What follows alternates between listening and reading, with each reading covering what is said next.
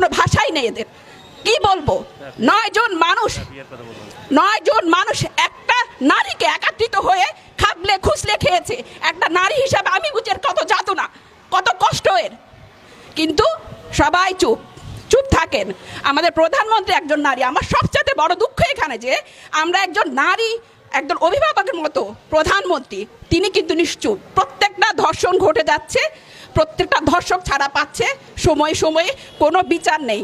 বিচারহীনতার কারণে আজকে এই অবস্থা, আজকে এখানে দাঁড়িয়ে আছি আমরা।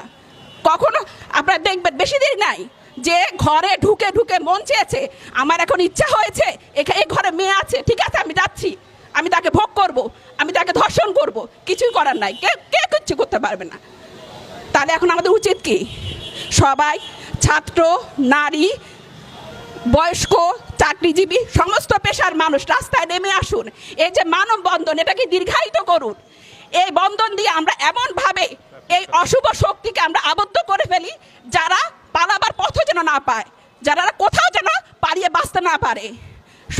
এই জাতিকে শুদ্ধ করতেই হবে, ছাত্র সমাজকে শুদ্ধ করতেই হবে। বিশেষ করে যারা বিপদে চলে গিয়েছে, যারা ক্ষমতার আশ্রয় প্রশ্রয়ে আজকে বেড়ে এত বড় দুঃসাহসী হয়ে গিয়েছে। আমার ঠোঁট কাঁপে, বুক কাঁপে, আমি কি বর্ণনা করব? ধর্ষণ কিভাবে হয়েছে, কতজন ধর্ষিতা হয়েছেন, কতজন নিহত হয়েছেন, এগুলো আর কত দেখবো আমরা? আসুন আমরা সবাই আজকে একত্রিত হয়ে যায়, একটা ঐক্য গড়ে তুলি। সমস্ত বিষয় একটাই ঐক্য, সেটা হচ্ছে যে সরকারের পতন, সরকারের অসহযোগিতা। আমরা সরকার চাই না যে সরকারের সময় আমাদেরকে এত নির্যাতিত হতে হচ্ছে, এত দুঃখে কষ্টে থাকতে হচ্ছে, এত অনিরাপত্তায় থাকতে হচ্ছে।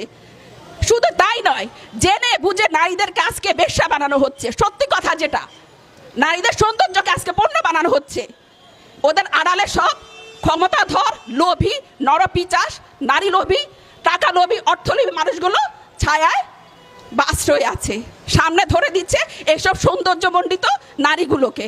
এটা আমার নারী হিসাবে আমার জন্য অত্যন্ত দুঃখের বিষয়। কেন আমাদের এভাবে ইউজ হবে? কেন আমরা কিছু করতে পারছি না এখনো? কেন আমরা তাদের দ্বারা ব্যবহৃত হব?